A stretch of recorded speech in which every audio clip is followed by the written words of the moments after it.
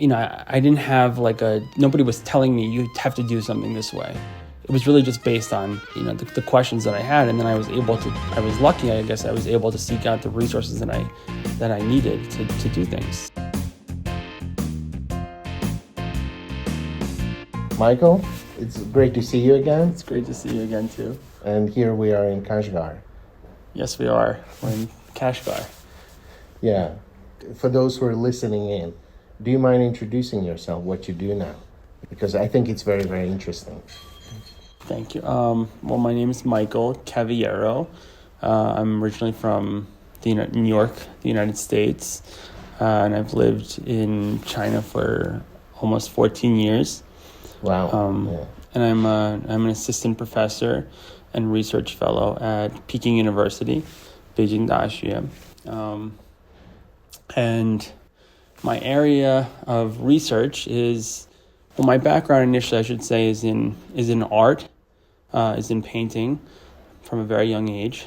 And then beginning in high school, I started to become very interested in Chinese art. And it took me a long time, but eventually I realized in particular I was also focused on kind of the consciousness behind Chinese art. So that was in the beginning. And then, over the course of several years, I gradually, through the study of Chinese language, I also became very interested in the origins of certain aspects of the artistic tradition that perhaps were not even part of the Chinese indigenous, the culture itself, and one of those aspects was Buddhism. So this was kind of the beginning of what led me into my studies of China. Okay, and so how does Buddhism come into this, actually? Well, I should say that the first thing I ever saw that really captured my attention was when I was about 15 or 16. I saw a painting, and the painting was in the 12th century, or circa 12th century, and it was a Chinese painting, but it depicted this image of a Chan or Zen patriarch, and it's a very famous painting of the sixth Chan patriarch cutting bamboo, and he's in a moment of enlightenment. So I had seen that painting. Actually, I was in an art history class on Long Island. There was only 4 people in the class, and the teacher that I had was very, she was very serious, and she kind of, luckily she was able to explain the painting a little bit more than normal, and but basically the way it was historicized by early art historians was that the painter was in a kind of state of meditative focus that was either inspired by or actually, part of the Chan tradition. So my understanding of the painting at that time was that there were painters in China at some point who actually channeled these meditative, processes or methods into their practice of painting, and this fascinated me. So what happened was, following that, I realized I wanted to get closer to understanding that. But then what happened was, so when I wound up going to college in New York, and I didn't have an immediate access to that because I hadn't yet started to study Chinese. I don't come from that background initially. I come from my family's has nothing to do with China in terms of blood or anything like that. And then, starting when I was in college, I wound up seeing the painting again, and I kind of realized that, if I wanted to really go deeper into this direction, I'd have to, probably be able to, to find more firsthand knowledge of it. Actually, everything I wound up reading about that painting initially all came through scholarship of, a lot of Western historians or art historians, and then a lot of that really was from Japan. So that's the way this type of painting was historicized. But what I realized was that eventually these kind of discussions of this painting were not based on the emic tradition. They were very much kind of later. And so I wound up first going to Japan to see if I could find, more concrete information. What I realized eventually was that I had to come back to I had to come to China to find more sources that could explain how a painting like that could emerge, in that particular time, because there was no clear answer. And this was following several years, from the age of 15 all throughout college, was the first time I was able to come to China and then Japan, and then starting after I graduated from college in 2010, I went from 2009, 2010, I went to Japan, and then from there I was able in that year to get a scholarship through, at that time it was through the American and Chinese government, to come to do, research and to pursue a degree long-term in Hangzhou. So then I came here and started to do that. And it became part of, again, going from the beginnings of seeing this painting and wanting to understand how Buddhism was affecting the artistic tradition to going to do, long-term research. Yeah. And you mentioned earlier when we were talking that you're interested in looking at the painting tradition through texts. Yeah. So that's kind of an interesting approach. Right. Yeah. So what happened was, once I started to kind of look at really the origins of this type of painting, or even the idea of, I had this concept that there was a period of time when painters were influenced by Buddhist doctrine or Buddhist methodology, and that this was actually a thing that existed in China, according to what later, art historians or even Buddhologists had historicized about this period of painting. But the problem was when I came here after, and number one, this type of painting was something that was really following the 11th century, was something that was sort of left outside the canon. It wasn't, if you look into the historical records, there weren't particularly paintings like that of this that were valued. Most of them were actually, brought to Japan, which is where it grew into what eventually became, you had a tradition of Zen painters and things like that. But in China, in mainstream literati painting, it was something that was always outside the canon or very marginalized. The other thing is that, this kind of concept was coined, including when I saw it, in 20th century art historical textbooks. They called it Chan Hua, or Chan painting. But this term historically is a misnomer. It's a term that emerged as a neologism really in the beginning of the 20th century by scholars. It wasn't something that was part of the emic tradition. So one of my considerations was, is there anything historically within the primary sources or that we could find that actually talks about something like this, where there was a merging of, Buddhist ideas or Buddhist philosophy into the process of painting that painters actually talked about and considered. So this became kind of important research question. And so when I first came to China, the first part of what I had to do was, number one, was actually very practical. It was more clinical. So my master's period, the period of my master's, I was really focusing on, learning Chinese painting as a practitioner.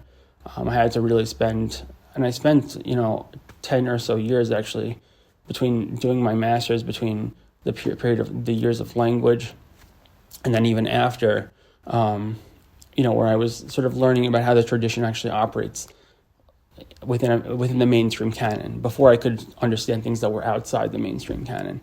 And at that time I began, when you study Chinese painting, or when you study painting in the context of really outside the West, and maybe the West is similar, pre-18th century, or even pre-20th century, but you're not just studying techniques. There's actually, because you're learning a consciousness, there's a literacy that's involved, and that literacy, it's under a historical tradition that includes a group of very intelligent intellectual literati, and so there's a whole corpus of theoretical discussion about this, and obviously historicizing the tradition from within the tradition. And so when you study Chinese painting, you also have to learn about these things. So you're reading, you're really going back to, as early as you can, to the earliest sources about Chinese art. And so those are all textual. So while you're learning technique, you're also supposed to be really engaging with the dialogue and learning the theory, because all that theory connects to the present. So while I was doing that, I also realized that systematically, I would be able to, I could find texts that were about this, and I could actually start to look and see if there was anything that I could find that would allude to what I was looking for in terms of the Buddhist connection. And eventually, what I realized was that when I finished my master's and I started to do my PhD work, where I had to really choose something, I decided to focus on looking into systematically the earliest corpus of texts on Chinese painting and art. But again, with that particular period, which is all really begins before the Tang Dynasty, the really before the 9th century. Most of that period only has textual information. It doesn't have any physical objects. So you rely on texts in general if you want to study that period, at least from the point of view of painting history. So it became the focus of my research became about really kind of trying to discern these texts and their language. And then over the course of my PhD work, I wound up coming in contact with several scholars who were not art historians. They were, because I was looking for the aspect that was Buddhist. I met several well-known Buddhologists and people who were doing more philological work, and I was able to learn some methods where I was able to look into the text by actually decoding where the language came from. And so I started to do more rigorous textual research, and I was able to find certain patterns of language or certain terminology that emerged from what I was able to find if you trace them back to Buddhist sources, really early translation texts, Buddhist texts and Chinese translations, or things that emerged via exegesis or commentaries beginning in the 3rd century. And so this also eventually trickled into the artistic language and then became kind of typical painting terminology. So this became a kind of a place where I was able to see where actual Buddhist or even non-Sinic ideas were entering into the discourse on Chinese art, Chinese painting, and then were eventually influencing key aesthetic or methodological means of painting. And this was sort of the more scientific way of looking at this kind of connection. Okay. So you first had an interest in painting, basically, and this textual connection just came later, right? It came. But it was a conscious decision to go in that direction.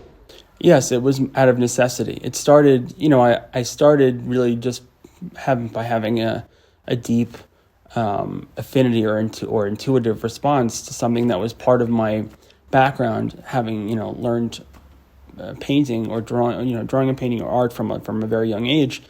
And initially I really had just a sort of that question, about seeing that type of painting and trying to understand, wanting to understand, the origins of it, the background. And that kind of led me into the direction of the, going about a certain means of scholarship, but it was a very gradual progression to get there. And is this kind of a subfield of art history, or do you feel yourself kind of working in isolation?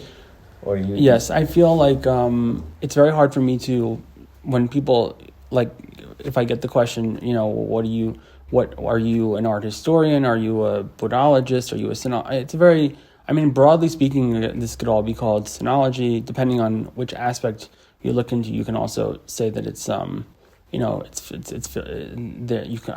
some respects, if I trace things back to India, then it can also be between Sinology and Indology. But obviously my research questions or the things that I've been interested in start from within the artistic, canon or artistic tradition. So in that sense, to me, it's still art history. But most art historians, when they think of art history, they're thinking of pictures. They're thinking of physical objects. They're thinking of formal analysis. They're thinking of the Gombrickian, model or whatever, because that's typical art. But to me, that's not my particular interest. And I also I don't necessarily agree with that. I think first of all, I think in general, the research you do or what methodology you choose should be based on the kind of question you have, the necessity. There's no need to, obviously you can have you can be specialized in certain things, but if you have a particular research question and you're not trained, or you're not, you don't fall under that category, there's no reason why you can't seek out means to answer that question, via the proper methodology that's outside of your field. I also in terms of art history or art, I think that anything that engages in the artistic discourse, or is in some loose way is about art, can also be called an art historical, problem. So that's the way I think about that. Okay, yeah. Mm-hmm. That makes a lot of sense, actually. Yeah. But I think it's not common that people would engage with both text and image. There's always a kind of, I consider myself a textual scholar, and I always feel this kind of gap between me and art historians. Well, not always, there are exceptional people, but in general, between the fields. Well, that has to do with training. I think that has to do with, a lot of art historians, like I said, at least the ones I've met in Europe or the United States, they kind of are trained in a certain way, and they're taught, like, don't leave your lane, and this is they're intimidated by sort of another methodology, or they wouldn't even think, because the training is so specific in that they could do anything else. Because after my graduate work, really after my undergraduate work, most of my training was all within this context, and it's sort of not typical of the American or European model. I had to find, I didn't have nobody was telling me you have to do something this way. It was really just based on, the questions that I had, and then I was lucky, I guess I was able to seek out the resources that I needed to do things. So I wasn't around that kind of, I wasn't around any institution or any tradition in that sense that was sort of telling me that. I guess it was like, maybe it's a kind of naivete, but in any way, it pushed me in directions that if I were to have been in that kind of situation where I wouldn't have been able to, to go into a certain area of research or interest. That's very interesting, because that means kind of the lack of training is also a lack of constraint, right? In some ways, yeah. Not to say that I don't have training. I have. That's not what I didn't say that. I said that. I hope it didn't sound like that. No, it's just that I wasn't limited by a certain methodology. Yeah. So and you took a less commonly walked path. Right. Yeah. And definitely, I think I've always been very conscious of the interdisciplinary work. Yeah. If I'm not to say anything against either or, people who work completely in text or can work completely in images or things like that, but that's never been my interest. I'm much more interested in, like I said, the question that I had, which started with a painting. It started with the painting, but it was unearthing what was behind that, and it wasn't necessarily a physical thing.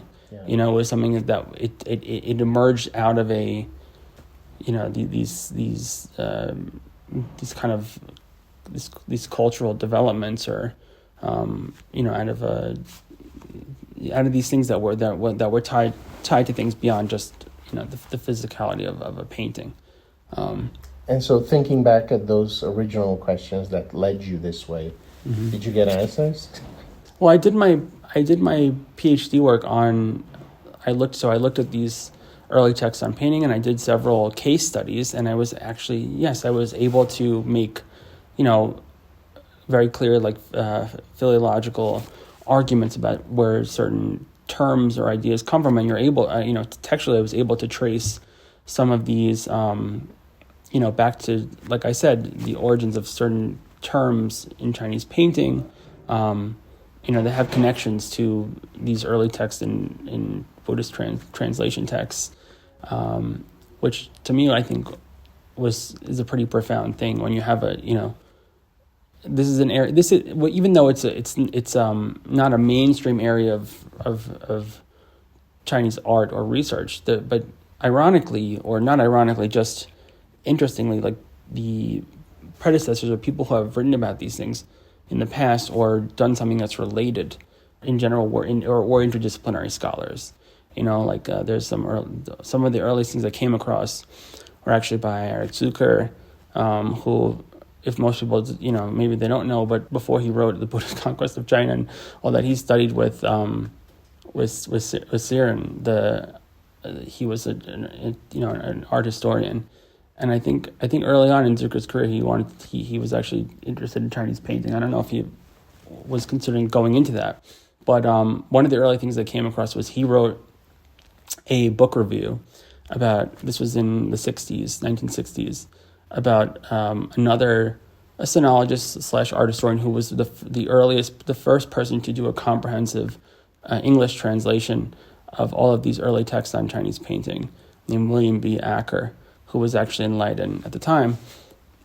And Zucker did this book review of his translation, and basically, because he had the Buddhological background, because he had the background in bibliography and sinology, because he had read, Gaoseng Zhuan, because he had, much more than Acker, who was more of a, even though he was a sinologist, more of a Chinese, historian.